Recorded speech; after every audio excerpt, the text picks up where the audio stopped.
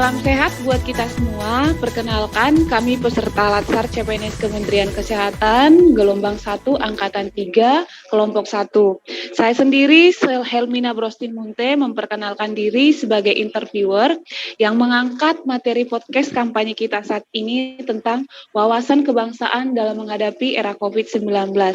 Di sini ada 3 narasumber kita dari latar belakang pendidikan yang berbeda.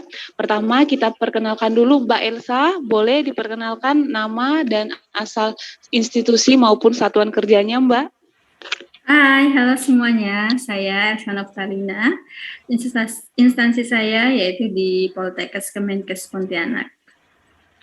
Oke, terima kasih Mbak Elsa. Yang kedua ada Mbak Rizka. Mohon diperkenalkan dirinya, Mbak Rizka. Oke, terima kasih Kak Helmina. Hai semuanya, perkenalkan nama saya Rizka Nasuci Ayu. Saya berasal dari Satuan Kerja Poltekkes Kemenkes Tanjung Karang. Sekian. Oke, terima kasih Mbak Rizka. Yang ketiga ada Mas Harfi. Boleh diperkenalkan, Mas? Halo semuanya, perkenalkan nama saya Harfi Gusnanda dari Kantor Kesehatan Pelabuhan Kelas 2 Dumai. Oke, terima kasih Mas Harfi. Terima kasih untuk ketiga narasumber kita. Sebelum mengarah ke kampanye kita tentang wawasan kebangsaan, pertama sebagai pendahuluan untuk interview kita saat ini, yaitu di mana wawasan kebangsaan dan aksi bela negara ini kan tidak lagi merupakan ranah militer. Nah, di sini kan ada 3 narasumber kita yang mengangkat tentang pendidikan, kesehatan, dan bagian dari digital saat ini. Nah, untuk Mbak Elsa, kira-kira apa sih pendapatnya tentang di bagian kesehatan ataupun bagian pendidikan yang boleh dijelaskan tentang wawasan kebangsaan dalam kampanye era COVID-19 ini, Mbak? Baik, terima kasih Mbak Helmi atas kesempatan yang diberikan kepada saya. Sebelum kita masuk ke dalam topik utama pembahasan kita pada kesempatan ini, sebaiknya kita bersama-sama mengetahui dulu makna dari wawasan kebangsaan itu sendiri.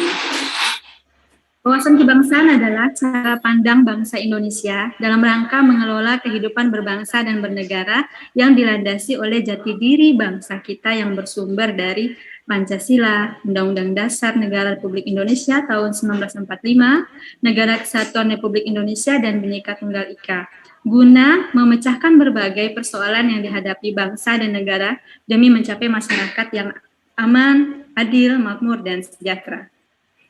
Nah, dari pengertian ini, kita sebagai bangsa Indonesia wajib untuk bersyukur karena permasalahan apapun yang kita alami bangsa dan negara ini, kita sudah mempunyai pegangan sumber yang kuat, sehingga apapun masalah tersebut akan dapat segera tertangani. Kita memiliki Pancasila sebagai pedoman hidup berbangsa, kita punya Undang-Undang Dasar 1945 sebagai hukum tertinggi, kita punya Negara Kesatuan Republik Indonesia sebagai tempat berlindung, dan kita memiliki Bhinneka Tunggal Ika, di mana kita bersatu tanpa memandang perbedaan antar golongan. Nah, salah satu sektor yang mendapat dampak terbesar dari pandemi ini adalah dunia pendidikan. Kita semua tahu bahwa semenjak adanya pandemi COVID-19, sekolah tatap muka langsung ditiadakan, karena kita harus turut memutus rantai wabah daripada virus ini. Jangan sampai semua generasi penerus bangsa ini terkena daripada virus tersebut. Proses pendidikan yang dahulunya memakai teknik tatap muka langsung sekarang berubah dengan drastis sejak adanya darurat bencana ini. Mulai pembelajaran yang darinya bertatap muka secara langsung, beralih ke keadaan dalam jaringan atau yang sering kita dengar yaitu daring. Tentulah ini menjadi persoalan baru, di mana tata kebiasaan dan kebudayaan yang selama ini kita jalankan harus sedikit berbelok menjadi secara online. Nah, pemberlakuan ini tidak hanya mulai dari sekolah dasar saja, tapi bahkan sampai ke perguruan tinggi pun terpaksa harus wajib menjalankan proses pendidikan ini secara virtual. Nah, bagaimana yang terjadi pada saat pandemi ini berlangsung di sektor pendidikan? Kita semua tahu bahwa majunya suatu negara itu bergantung pada majunya sebuah pendidikan. Pemerintah tak berhentinya atau telah melakukan usaha yang maksimal dalam membantu proses pembelajaran secara daring. Bahkan dengan perubahan ini justru muncul kreator-kreator atau ide-ide kreativitas guna memperlancar proses pembelajaran. Tenaga pendidik pun berlomba-lomba memberikan sentuhan baru dalam mengganti metode yang lama menjadi metode dalam jaringan ini. Ini semua sudah kita rasakan. Nah, dalam konteks pembelajaran secara daring ini juga, tentu penghargaan yang harus kita berikan pada semua pihak, tidak hanya dari para pendidik saja, tetapi semua yang terlibat dalam proses pendidikan ini, yaitu mulai dari guru, dari sekolah, kemudian dari dosen, bahkan orang tua atau wali dengan antusias mensupport anak-anaknya agar dapat melakukan pembelajaran dengan lancar. Nah, pembelajaran yang berpusat pada daring ini juga dikembangkan, diciptakan guna mempermudah ketercapaian daripada tujuan pendidikan kita. Barang tentu pembelajaran yang bersifat daring ini selalu fleksibel dan dinamis. Nah, ini mungkin keuntungannya ya selama pandemi COVID-19.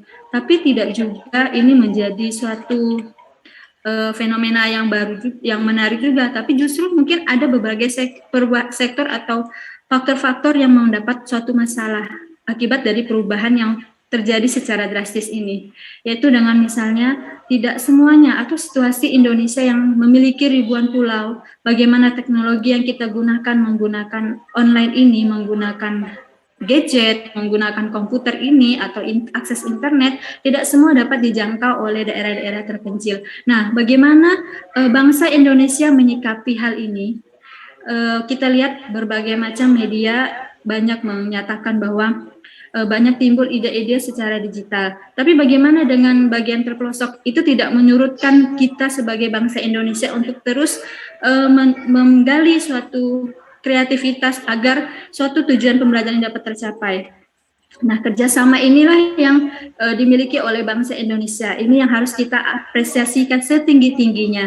Karena ada banyak di luar sana dosen atau guru yang rela untuk misalnya mengopi, mengeprint modul-modul pendidikan, kemudian mengantarkan ke rumah-rumah muridnya yang tidak dapat mengikuti pembelajaran secara daring. Hal ini adalah suatu upaya saling bantu-membantu, saling tolong-menolong, gotong royong yang dimiliki oleh bangsa Indonesia.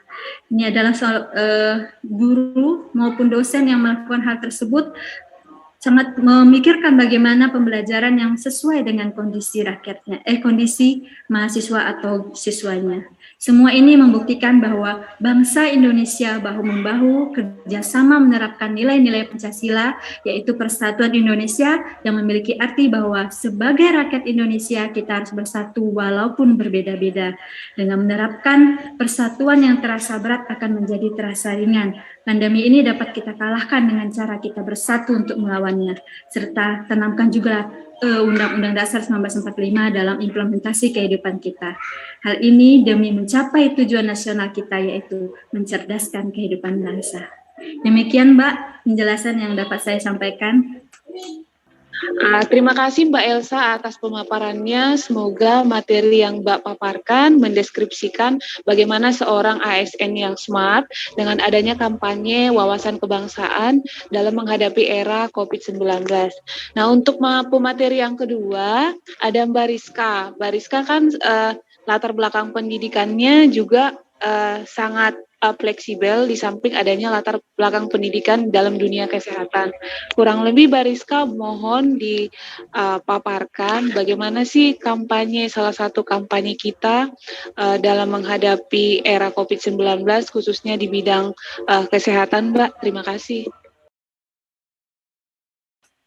Oke, terima kasih Kak Helmina. Di sini saya akan menanggapi bagaimana kondisi pandemi COVID-19 ini kaitannya dengan kesehatan.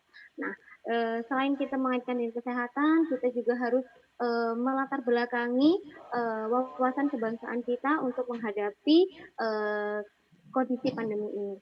Nah, seperti kita ketahui semua bahwa Indonesia ini merupakan negara kesatuan Republik Indonesia yang memiliki keanekaragaman. Nah, sebagai warga negara Indonesia, kita semua memiliki tugas dan tanggung jawab yang sama untuk tetap bisa mempertahankan kemerdekaan Indonesia. Lalu bagaimana pandangan kita kondisi pandemi di Indonesia ini dengan kaitannya berbangsa dan bernegara. Nah, jika kita lihat bersama-sama bahwa kondisi ini memang benar-benar mengancam kesehatan yang ada di Indonesia. Namun kondisi ini tidak serta-merta hanya menjadi tanggung jawab di sektor kesehatan. Namun tanggung jawab ini menjadi tanggung jawab kita semua untuk mempertahankan derajat kesehatan yang ada di Indonesia demi mempertahankan kemerdekaan di Indonesia. Dunia kesehatan, terutama pelayanan kesehatan, menjadi garda terdepan dalam menangani penyebaran virus COVID-19. Namun, kondisi ini tidak menjadi hambatan yang bermakna dalam mempertahankan kesehatan di Indonesia. Karena sebagai warga negara Indonesia, terutama sebagai pelaku atau tenaga kesehatan, harus memiliki jiwa tanggap, siap siaga, cepat dan tepat untuk bersama-sama bergotong royong untuk menyelesaikan masalah ini. Kondisi ini sangat mempengaruhi dinamika di dunia kesehatan, baik di daerah ataupun nasional dalam menciptakan negara yang sehat. Pencegahan, penyebaran, serta penularan dan penyembuhan akibat kondisi pandemi ini tetap dilakukan di lingkungan pelayanan kesehatan. Selain di lingkungan pelayanan dalam mengatasi kondisi akibat COVID-19 ini, dunia kesehatan juga tetap harus mempertahankan kesehatan yang ada di Indonesia. Jadi, yang sehat harus tetap sehat. Bagaimana yang sehat tetap sehat? Nah, seperti yang kita ketahui bersama, bahwa di mana-mana telah dihimbau, kita semua harus tetap mematuhi penggunaan protokol kesehatan, kemudian seruan untuk konsumsi makanan yang sehat dan bergizi, kemudian tetap melakukan olahraga atau aktivitas fisik. Pelayanan di lokal tetap dilakukan, namun dengan strategi yang berbeda, namun tetap dapat melakukan pemantauan kesehatan di daerah. Seperti pelayanan posyandu, tetap dilakukan, tetapi dengan pembatasan dan penggunaan protokol kesehatan yang ketat. Mengapa kita perlu menyembuhkan yang sakit, yang sehat dan tetap sehat? Karena dengan kita sehat menunjukkan rasa tanggung jawab dan cinta kita terhadap tanah air kita. Dengan kita ikut andil dalam pencegahan COVID-19 ini menunjukkan bahwa kita akan bersama-sama mempertahankan kemerdekaan Indonesia. Hidup sehat, jasmani sehat, rohani sehat, bentuk cinta kita dalam mempertahankan kemerdekaan Indonesia. Sekian Mbak Hermina, pendapat dari saya. Terima kasih. Terima kasih Mbak Rizka atas pemaparannya. Semoga pemaparannya itu memberikan manfaat yang semakin luas untuk kita, khususnya para peserta Latsar CPNS dan para pendengar podcast kampanye wawasan kebangsaan dalam menghadapi era COVID-19.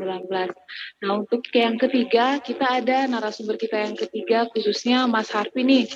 Bagaimana sih Mas Harfi pengaruh budaya digital dalam menghadapi edukasi selama menghadapi pandemi COVID-19 ini? Boleh dipaparkan Mas, bagaimana edukasinya terkait pengaruh budaya COVID-19 ini yang sampai sekarang mungkin sudah mengarah ke arah endemi. Sekian Mas. Baik, terima kasih sebelumnya saya ucapkan kepada Kak Helmina atas pertanyaannya. Jadi, bagaimana budaya digital dalam aspek edukasi selama pandemi COVID-19? Sebelumnya saya ingin flashback sedikit ke tahun 2020 ketika awal COVID masuk ke Indonesia. Jadi pada masa itu, seluruh sektor mengalami dampak serius, mulai dari sektor wisata, pendidikan, transportasi, dan kesehatan. Melihat kondisi saat itu, banyak ilmuwan, peneliti, dan juga para pemangku kebijakan di seluruh dunia mencoba melakukan tren akselerasi digital, di mana tren ini diharapkan akan menghadirkan solusi untuk menekan angka penyebaran COVID-19 dan juga untuk dapat beraktivitas dan melakukan pekerjaan tentunya dengan berbagai macam cara atau berbagai macam penyesuaian. Nah, khusus di Indonesia, tren akselerasi digital ini memunculkan banyak startup baru, di mana banyak startup dalam negeri yang ikut andil di dalamnya, sehingga memberikan banyak pilihan yang solutif kepada masyarakat. Nah, contoh dari tren akselerasi digital tersebut adalah yang pertama yaitu adanya tren belanja online dan sistem pembayaran digital, di mana kedua hal ini dapat membantu masyarakat untuk memenuhi kebutuhan sehari-hari tanpa harus keluar rumah, dan ini pun sesuai dengan protokol kesehatan yang dianjurkan. Dan ini juga sangat membantu pemerintah dalam menekan angka COVID-19. Yang kedua adalah teknologi penunjang kerja dan pendidikan jarak jauh. Sebagaimana kita ketahui, di awal masa COVID-19, banyak tempat kerja atau kantor, universitas, dan sekolah-sekolah yang tutup, sehingga mahasiswa dan para pekerja tidak dapat berkegiatan seperti sebelum adanya COVID-19. Dengan adanya akselerasi digital, banyak muncul aplikasi yang dapat membantu siswa, mahasiswa, dan para pekerja untuk tetap produktif dengan metode jarak jauh seperti menggunakan virtual meeting. Nah, walaupun demikian, banyak manfaat dari tren akselerasi digital yang dapat kita rasakan, terutama di bidang pendidikan. Kita dapat bekerja, belajar dari mana saja dan kapan saja, sampai dapat melakukan berbagai macam produktivitas dalam satu waktu. Sebagai kesimpulan, dengan adanya tren akselerasi digital memunculkan banyak manfaat di berbagai sektor, terutama sektor pendidikan, untuk dapat kembali produktif dalam kegiatan belajar mengajar dengan media yang berbeda. Secara tidak langsung, pandemi ini menstimulus masyarakat untuk dapat melek teknologi dalam kegiatan sehari-hari. Nah, bagaimana hubungan antara tren akselerasi digital ini dengan nilai dasar wawasan kebangsaan? Berikut saya akan berikan beberapa contoh. Yang pertama, banyak muncul startup dan usaha dalam negeri yang go internasional. Hal ini berarti banyak produk-produk dalam negeri yang berkualitas, sehingga menimbulkan rasa bangga kita sebagai bangsa Indonesia untuk menggunakan produk tersebut. Yang kedua, semakin banyaknya media sosial baru bermunculan, sehingga semakin banyak juga ruang kita untuk mengekspresikan diri. Dan yang ketiga, banyak startup baru yang bergerak di bidang penggalangan dana untuk berbagai kegiatan sosial. Nah, ketiga contoh ini sangat sesuai sekali dengan nilai dasar wawasan kebangsaan. Di antaranya, cinta tanah air dan bangsa, demokrasi atau kedaulatan rakyat, dan kesetiakawanan sosial. Nah, itu saja yang dapat saya sampaikan. Semoga bermanfaat. Saya kembalikan ke host. Terima kasih Mas Harvey atas pemaparannya saat ini. Berarti dapat kita tarik kesimpulan terkait tentang budaya pengaruh digital dalam aspek edukasi selama menghadapi pandemi COVID-19 ini cukup meningkat berarti ya Mas? Ya, benar. Oke, terima kasih Mas pemaparannya. Terima kasih juga buat Mbak Elsa dan Mbak Rizka atas pemaparannya terkait wawasan kampanye dalam menghadapi era COVID-19. Dapat kita tarik kesimpulan bahwa ternyata wawasan kebangsaan dan aksi bela negara tidak hanya merupakan ranah militer, tetapi juga merupakan termasuk nirmiliter, di mana seperti penjelasan dari Mbak Elsa tadi dan Mbak Rizka serta Mas Harpi yang menitikberatkan bahwa bidang kesehatan memiliki potensi ancaman yang juga dapat merusak ketahanan nasional, serta memiliki konsep bela negara yang baik selama ini, khususnya dalam budaya digital dan sistem pertahanan keamanan negara dan dalam bidang pendidikan. Kurang lebih seperti itu sih Mas. Ada kira-kira tambahan dari narasumber yang lain? Sudah cukup. Sudah cukup, Pak. Oke. Dari pemaparan Mbak Elsa, Mas Harpi, dan Mbak Rizka tadi, kita semakin tahu dan semakin paham bahwa kita harus bangga berbangsa dan bernegara Indonesia. Untuk teman-teman yang lain maupun narasumber kita, boleh kita ucapkan sekali lagi, Bangga Berbangsa Dan bernegara Indonesia. Indonesia.